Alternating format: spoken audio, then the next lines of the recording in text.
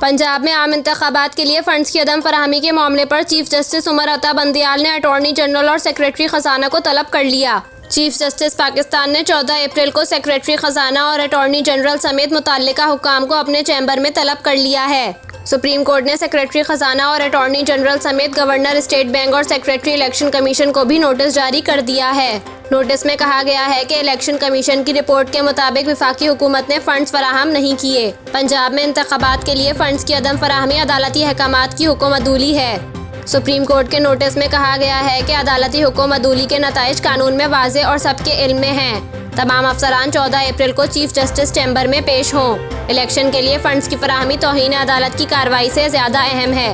अदालत ने governor state bank को दस्तियाब वसाइल से मुतालिक तमाम तफसीलात भी हमरा लाने का हुक्म दिया गया है, जबकि सेक्रेटरी खजाना को भी तमाम रिकॉर्ड साथ लाने की हिदायत की गई है। अदालत उज़्मा के नोटिस में कहा गया है कि बताया जाए कि सुप्रीम कोर्ट के अहकामात पर अमल क्यों नहीं किया गया। सुप्रीम कोर्ट ने सेक्रेटरी इलेक्शन कमीशन को पंजाब और खैबर पख्तूनख्वा इंतखाबात से मुतालिक तमाम रिकॉर्ड भी फराहम करने का हुक्म भी दिया है।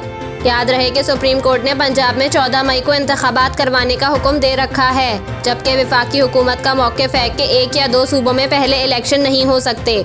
इस हवाले से सुप्रीम कोर्ट ने वजारत खजाना को हुक्म दिया था कि पंजाब में इंतखाबात के लिए इलेक्शन कमीशन को 10 अप्रैल तक फंड्स फराहम किए जाएं और इलेक्शन कमीशन को हुक्म दिया था कि 11 अप्रैल को रिपोर्ट अदालत में पेश की जाए।